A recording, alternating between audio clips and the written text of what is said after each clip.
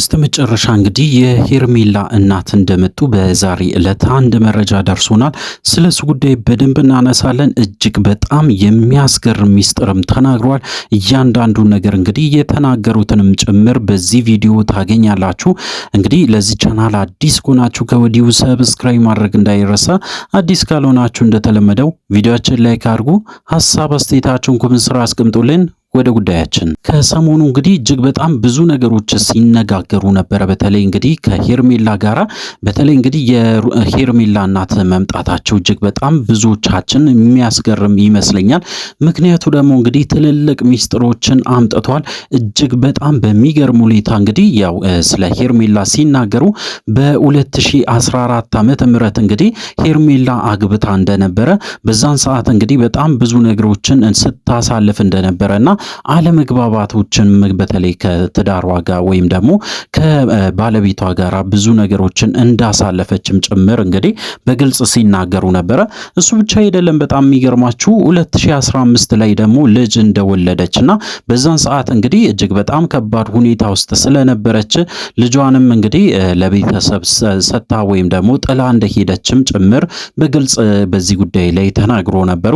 እንግዲህ እሱ ብቻ አይደለም። በጣም ብዙ ነገሮችን እንዳሳለፈች በስተመጨረሻ እንግዲህ ቡታጅራን ለቃ ወደ አዲስ አበባ እንደመጣችና 2016 17 እና 18 እንግዲህ ብቻዋን ስትኖር እንደነበረና ከዛ በኋላም እንግዲህ በጣም ብዙ ነገሮችንም በህይወቷ እንዳሳለፈች በተደጋጋሚም ወደ ቤተሰብ ስትመለስም ልጇን ስታገኝ እንደነበረም ጭምር በግልጽ ተናግሯል። እሱ ብቻ አይደለም። እንግዲህ በጣም ብዙዎቻችን በጣም በሚያስገርም ሁኔታ የሄርሜላ አጎትም የተለያዩ ዘመዶቿም ጭምር በሶሻል ሚዲያ መጥቷል። እነሱም እንግዲህ የተናገሩት አዳዲስ ነገሮች ነበሩ። እሱ ብቻ አይደለም። በተለይ በዚህ ጉዳይ ላይ አብርሃም እንዲነገር ወይም ደግሞ እንዲወራ አይፈልግም። ምክንያቱ ደግሞ ሙሉ ታሪኩን ያውቃል ተብሎ በብዛትም ተወርቷል። በተለይ እንግዲህ የሩታ እናትም ከዚህ በፊት የሆነ ነገር ተናግሮ ነበሩ። የሩታ እናትም በዛን ሰዓት የተናገሩት ነገር አብርሃም የገባበት ነገር እጅግ በጣም ከባድ ነው። ልጄን ከዛ ነገር ውስጥ ላውጣት ፈልጋለሁ። ህይወቷን እንድትኖር አላረጋትም። በብዙ መንገድ እንግዲህ ሲበድላት ነበረ ብሎ በግልጽ እንደተናገሩ ከዚህ በፊትም በደንብ እናስታውሳለን። በዚህ ጉዳይ ላይ እንግዲህ በተለይ የሩታ እህት ሜላትም ጭምር ማብራሪያ ስትሰጥ ነበረ። እንግዲህ በዛሬ ዕለት ደግሞ በጣም በሚገርም ሁኔታ የሄርሜላ እናት እንደተከሰቱ ተሰምቷል። እንግዲህ የሄርሜላ እናት በጣም ብዙ መረጃዎችን በጣም ብዙ ሚስጥሮችን ይዞ እንደመጡም ጭምር ነው በስፋት የተወራው። ከዛም ውስጥ እንግዲህ ያው ከዚህ በፊት አግብታ እንደኖረች ከዚህ በፊት ልጅ እንደነበራትና ያው አሁን ላይ ልጇም በተለይ ወደ 5 ዓመት እንደሚጠጋት ወይም ደግሞ 4 ዓመት ከምናምን እንደሆነ በግልጽ እንግዲህ ሲናገሩ ነበረ። በዛን ሰዓት እንግዲህ 2014 ላይ እንዳገባችና 2015 ላይ ደግሞ ልጅ እንደወለደችም ጭምር ነው ግልጽ አድርጎ የተናገሩት ማለት ነው። ይሄንንም ማስረጃ እንግዲህ ከዚህ በፊት በጣም ብዙ ቦታ ላይ ሲሰራጭ ነበረ። ያ ነገር እርግጠኛ ሆነን መናገር አንችልም ብለን በብዙ መንገድ እንግዲህ ዝም ብለን አልፈናል። አሁን ላይ ግን በጣም በሚገርም ሁኔታ ዘመዶቿም ጭምር በሷ ላይ ብዙ ነገሮችን እየመሰከሩ እንደሆነ ተሰምቷል ማለት ነው በዛሬ ዕለት። እንግዲህ በዚህ ጉዳይ ላይ ምንም አይነት ምላሽም ምንም አይነት ንግግርም ያልሰጠ አብርሃም ነገሮቹ ተደባብሶ እንዲያልፉ ፈልጓል። ምክንያቱ ደግሞ ታውቃላችሁ ሁላችሁም በተለይ እንግዲህ በዚህ ጉዳይ ላይ እንዲወራባት አይፈልግም።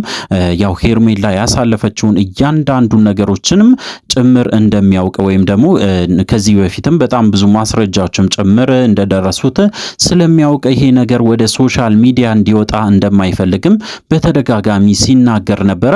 እንግዲህ የዚህ ጉዳይ ሚስጥር ባለቤት በተለይ እጅግ በጣም በሚገርም ሁኔታ ነገሮችን እየሸፈነ ነገሮችን ብዙ ነገሮችን ማለት ይቻላል እንዳይታወቅ ሲያደርግ የነበረው ዋነኛው ሰው ደግሞ ብሩክ እንደሆነ ለመስማት ችያለሁ። እጅግ በጣም በሚያሳዝን ሁኔታ እንግዲህ ሩታ ላይ በጣም ብዙ በደሎችን እንዳደረሰም ጭምር ለመረዳት ችያለሁ። በተለይ ይህንን ቃል መደበቅ ይህንን ሁሉ ነገር ከአብርሃም ብቻ ሳይሆን ከሩታም ደብቆ እንደነበረና በስተመጨረሻ አብርሃምም ከሰማ በኋላ ነገሮች እንግዲህ ካለፉ ስለሆነ የሰማ በስተመጨረሻ እሷንም ለመቀበል ችሏል ማለት ነው። እንግዲህ በጣም ብዙ ነገሮች መሃላቸው ተከስቶ ነበሩ። አለመግባባቶች ተከስቶ ነበሩ። ነገር ግን ያው እነ ብሩክ በጣም ብዙ ነገር ብሎ አሳምኖት አብርሃምን በስተመጨረሻ እንግዲህ ከሄርሜላ ጋር እንዲሆን አድርጓል ማለት ነው። ይሄ ነገር እንግዲህ በጣም በሚገርም ሁኔታ ያው ብዙ ነገሮችን ያነሳል ብዬ ነው የማስበው። ብዙ የመብት ጥያቄዎች በተለይ እንግዲህ በአብርሃም ሳይድ እንግዲህ ብዙ ነገሮችን ባያነሳም ወይም ደግሞ እሱ ምንም አይነት ጥያቄ ባይናገርም ነገር ግን በጣም ብዙ ሰዎች ይሄንን ጉዳይ እንደ ቀልድ እንደማያዩትም ጭምር ለመረዳት ችያለሁ።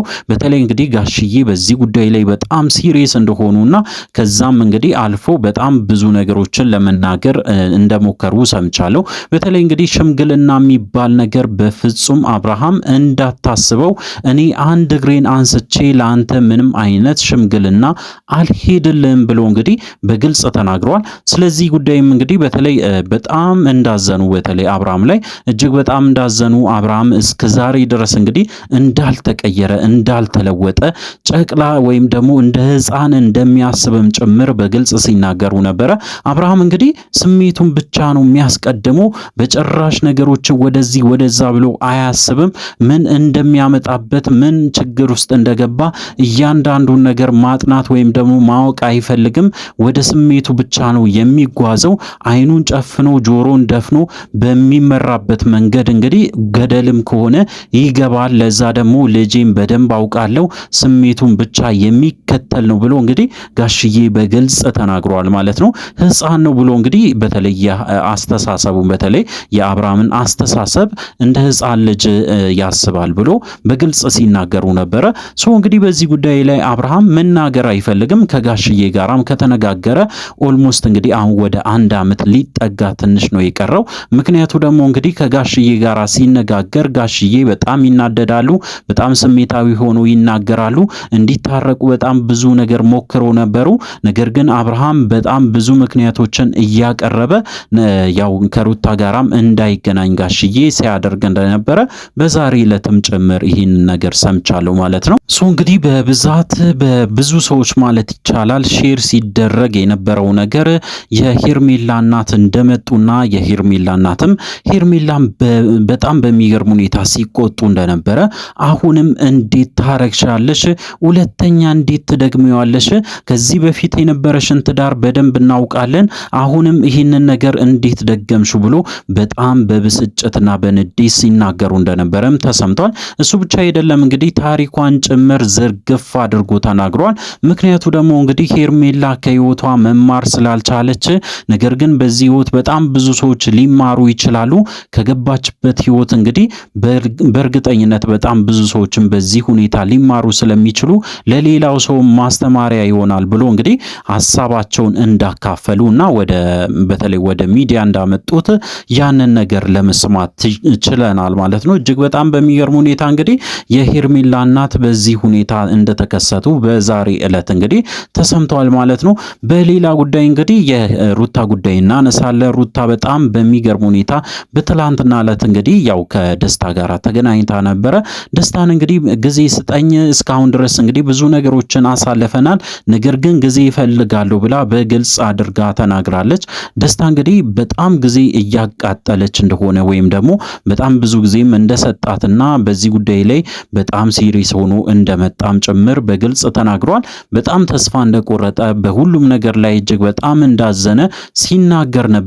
ዋጋ እንደከፈለ ኢቨን እንግዲህ ብዙ ነገሮችን እንደተወ ለሷ ብሎ ስራም ብዙ ነገሮችን ትቶ እስከ ዛሬ ድረስ እንዳለ ያንን ነገር በግልጽ ሲናገር ነበረ። እውነት ለመናገር እንግዲህ ያው ሩታ በጣም ብዙ ነገሮችን በዚህ ጊዜ እያሳለፈች ትገኛለች። ነገር ግን ያው ጊዜ ያስፈልጋታል ብዬ አስባለሁ። እንግዲህ እሷም የተወሰነ ጊዜ ሰጥታው እሱም እንደዛው ለተወሰነ ጊዜ ሩታን እንግዲህ ቢያዳምጥና ነገሮችን ለማስተካከል ቢሞክር መልካም ነው ብዬ ነው የማስበው። አዳዲስ ነገሮች እንግዲህ ሲኖሩ ለእናንተ ለማድረስ ሞክራለሁ። ስለዚህ እንግዲህ ለዚህ ቻናል አዲስ ከሆናችሁ ከወዲሁ ሰብስክራይብ ማድረግ እንዳይረሳ። በቀጣይ ቪዲዮ እስከምንገናኝ ድረስ በያላችሁበት ጤናና ሰላም ይሁንላችሁ።